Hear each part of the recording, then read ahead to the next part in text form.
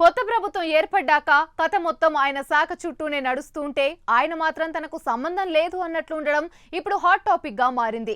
గత ప్రభుత్వంలో చీటికి మాటికి కూటమి నేతలపై ఒంటికాలు మీద లేచిన ఆ మాజీ మంత్రి ఇప్పుడు ఎక్కడా కనపడడం లేదు. రాష్ట్రంలో లిక్కర్ స్కామ్ లింకులు బయటపడుతున్న వేళ ఆ శాఖ మాజీ మంత్రి ఏం చేస్తున్నారు, ఎక్కడున్నారు అనేది చర్చనీయాంశంగా మారింది. ఇప్పటికే లిక్కర్ స్కామ్ లో అధికారుల చుట్టూ కూడా ఉచ్చు బిగుసుకుంటోంది. నెక్స్ట్ ఎక్సైజ్ శాఖ మాజీ మంత్రి నారాయణ స్వామి అంటున్నారు. అసలు నారాయణ స్వామి ఎక్కడున్నారు?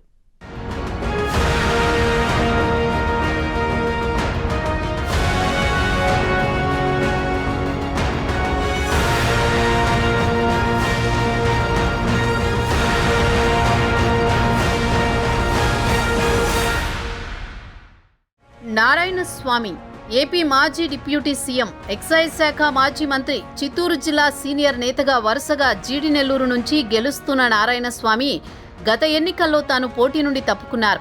తన కుమార్తె కృపాలక్ష్మి పోటీ చేసి ఓడిపోయారు. నారాయణ స్వామిపై ప్రజల్లో ఉన్న వ్యతిరేకత కారణంగానే జగన్ ఆయన్ని పక్కన పెట్టారు. ఎన్నికల్లో కుమార్తె ఓటమితో ఆయన పొలిటికల్ గా సైలెంట్ అయిపోయారు. వరుసగా 5 ఏళ్ల పాటు మంత్రిగా పనిచేసిన నారాయణ స్వామి తన కుమార్తె ఓటమిని జీర్ణించుకోలేకపోతున్నారట.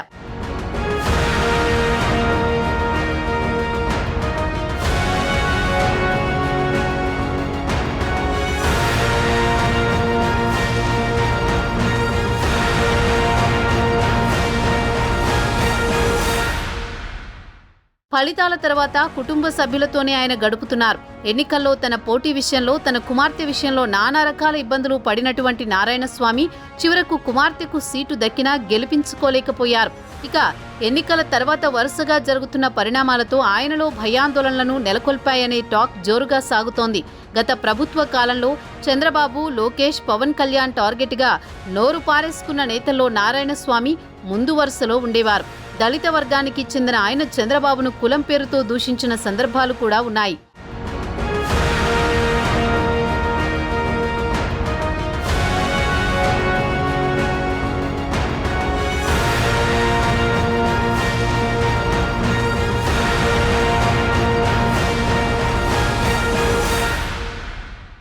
గత 5 ఏళ్లుగా కూటమి నేతలతో అడ్డు అదుపు లేకుండా విమర్శలు చేయడం, మంత్రిగా ఇష్టానుసారం వ్యవహరించిన నారాయణ స్వామిని వదిలిపెట్టే పరిస్థితి లేదంటున్నారు టీడీపీ నేతలు. కుమార్తె ఓటమి తర్వాత కనపడకుండా పోయిన నారాయణ స్వామి టీడీపీ నేతల విమర్శల దాడిపై ఒక్కసారిగా మీడియా సమావేశం పెట్టి స్పందించారు. తన సహజ శైలికి భిన్నంగా కాస్త తగ్గి మాట్లాడి వివరణ ఇచ్చుకున్నారు.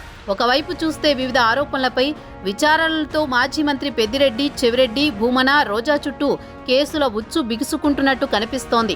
ఆ ఎఫెక్టుతో నారాయణ స్వామి పార్టీ వ్యవహారాలపై కూడా పెద్దగా స్పందించకుండా సైలెంట్ అయి పూర్తి స్థాయిలో ఇంటికి పరిమితమయ్యారట.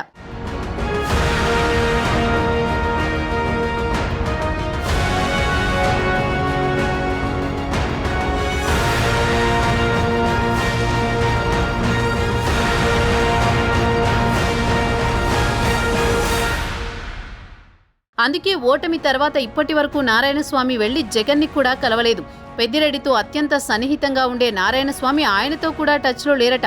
చుట్టూ రకరకాల పరిస్థితులు ఏర్పడినా కూడా పెద్దిరెడ్డికి ఎక్కడా కూడా అనుకూలంగా మాట్లాడకుండా మీడియాకు చెప్పకుండా తిరుగుతున్నారని టాక్ నడుస్తోంది. మొన్నటిదాకా ఆయా నేతల చుట్టూ తిరిగిన అవినీతి వ్యవహారం ఇప్పుడు తన దాకా వస్తుందని ఆయన టెన్షన్ పడుతున్నారట. ఆ విషయాన్ని ఆయన సన్నిహితులు బహిరంగంగానే చెబుతున్నారు.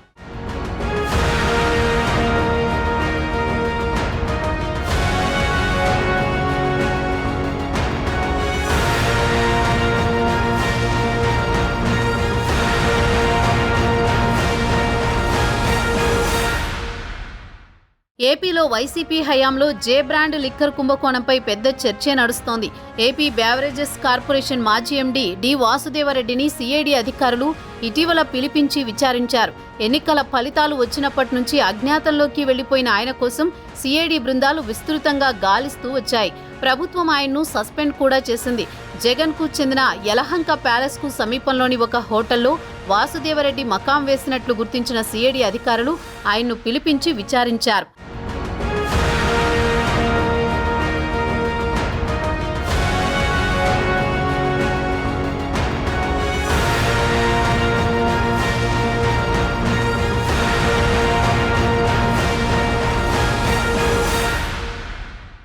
ఇప్పటి వరకు అధికారుల చుట్టూ తిరిగిన ఈ లిక్కర్ స్కామ్ కథ మదనపల్లి సబ్ కలెక్టర్ ఆఫీస్ అగ్ని ప్రమాదంతో మరో మలుపు తిరిగింది.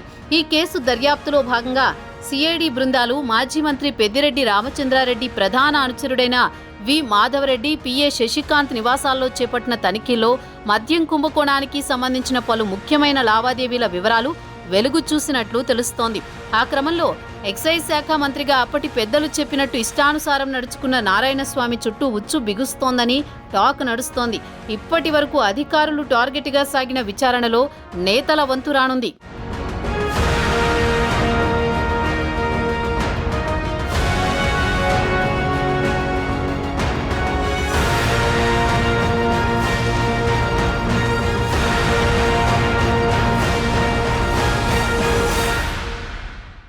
మంత్రిగా నిర్ణయాలు తీసుకోవడంతో పాటు ఫైళ్లపై నారాయణస్వామి సంతకాలు చేయడంతో ఆయన మెడకు లిక్కర్ స్కామ్ చుట్టుకోవడం గ్యారంటీ అంటున్నారు.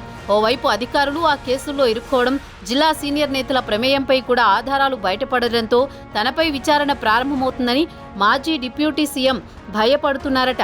అందుకే ఆయన పూర్తి స్థాయిలో ఇంటికే పరిమితమవుతూ ఎవ్వరికీ కనిపించకుండా జాగ్రత్త పడుతున్నారంటున్నారు. పెద్దిరెడ్డి అండతో గత ప్రభుత్వంలో విచ్చలవిడిగా తన ప్రతాపాన్ని చూపిన నారాయణస్వామికి తాజాగా జరుగుతున్నటువంటి పరిణామాలు అస్సలు మింగుడు పడ్డం లేదని, అందుకే ఆయన అజ్ఞాతంలోకి వెళ్లిపోయారంటున్నారు. మరి చూడాలి ఆయన ఫ్యూచర్ ఎలా ఉండబోతోందో.